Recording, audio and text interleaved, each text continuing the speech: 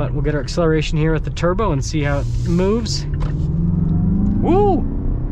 Hey everyone, it's Ben Hardy here, and in today's video, I'm going to be reviewing the Mazda CX-5 Signature. First and foremost, though, a huge shout out and thank you to the Tim Daly Mazda here in Southtown, Utah for giving me some time with this CX-5. I'm going to put a link to their website in the description down below. This one is available for sale for the time being if you're interested. And then on a side note, if you want to save time and money the next time I purchase a car, link to my car buying guide in the description down below as well. Let's get into it.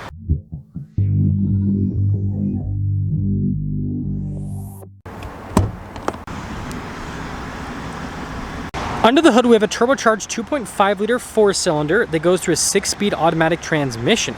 Fuel economy is 22 around town and then 27 on the highway, with power outputs being 227 horsepower and then 310 pound-feet of torque. Now, if you put premium fuel in this, then that'll jump your power figures up to 250 horsepower and then 320 pound-feet of torque. Let's go to the front end of the CX-5 Signature. So first off, the CX-5 has these signature lines there on either side of the hood. See what I did there? And then coming down below with the new CX-5, you've got these cool daytime running lights with the headlights that look very distinctive compared to the previous version. Parking sensors integrated onto the front end, and then you still have like the Mazda smiley face that is in chrome with a gigantic Mazda logo that doubles as a sensor. There's also a camera there at the bottom of the logo, and yeah, still looks great to this day. Come around the side here, our tire and wheel setup is 225, 55, 19 in the front and over in the rear as well. And then you can see the wheels you get with the Signature. I think that they're just kind of like a classically good looking wheel. Nothing too crazy happening there. And then here's a quick look at the front suspension. Now we do have body painted fender flares to kind of make it look a little bit more classy, and then notice the same thing with the bodywork down below. We do have that little bit of chrome trim around the windows at the bottom, and well, there's your side view. So here's our key fob for the CX-5. We've got our lock function or unlock function, the opening for the hatch, and then obviously your alarm function. Now we'll just hold that down and I'll pop the hatch right open. Now popping inside of the CX-5, we have these latches right here to throw down the seats. So basically, let's do it for this side since I'm not going to be using that. There you go. Just pull it and it'll throw it down. Got a spare tire just underneath. Notice with all of the cloth trim on that. Flat loading floor. And yeah, pretty solid from a storage space perspective. Other than that, when you're all done, got that button up there. Press that and boom. Finishing things up with the rest of the rear. You can see with the taillights, really cool with the design on the new stylized taillights. You got your CX-5 Signature all-wheel drive badge. Then we have our Skyactiv Turbo badge there on the other side. Parking sensors along the bottom, and then notice the exhaust tips there at the bottom to kind of make it look sportier, having the dual outlet exhaust set up. And that's all for the back.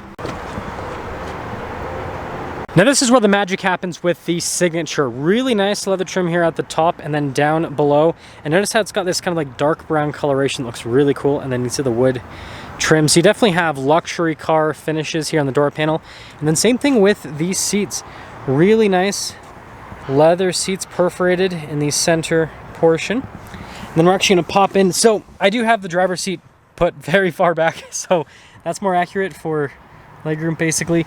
But anyways, here's headroom. This still does feel slightly less spacious than the CX-50 though for some reason. Anyways, there's some vents there in the center.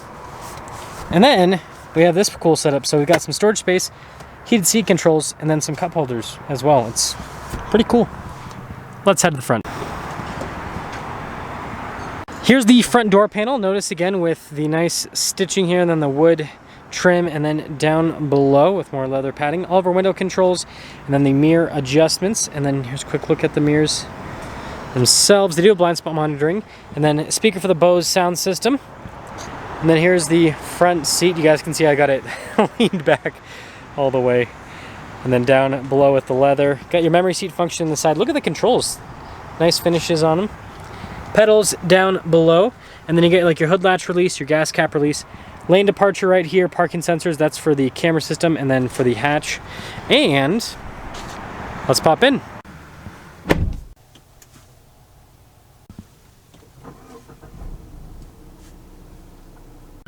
Now you guys can see the entire steering wheel. The gangster lean seat actually makes sense. But anyways, full leather around the steering wheel, and then you got the cool stitching design there in the center portion. And then this does come with adaptive cruise control as well as steering assistance, paddle shifters here in the back for that 6-speed automatic. And then you got some practical controls for like the volume, voice command controls, controls for the center stack, turn signal light stock, windshield wiper stock, and there's the steering wheel.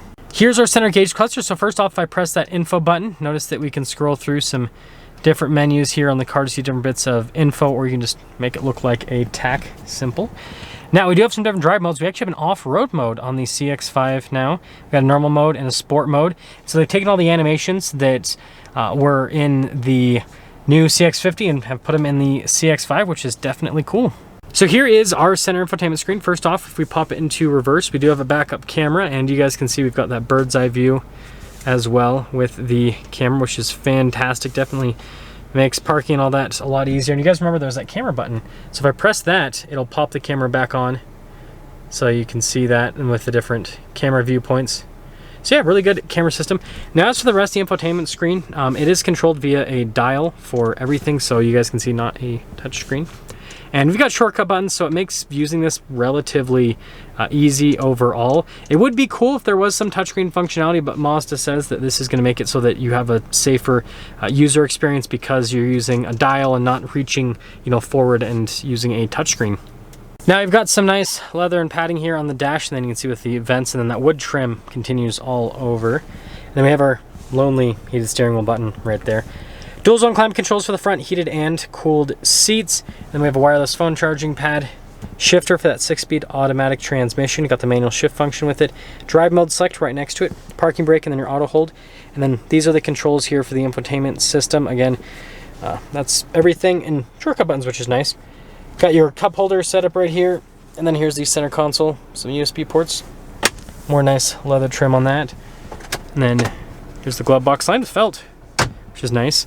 And then finishing things up top, we do have a sunroof here at the top, and then sunglass holder, and then the control for the sunroof is just right there.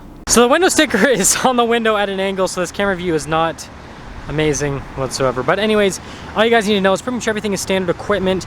You've got your base MSRP here, and then your total MSRP, $40,415, and see how it drives.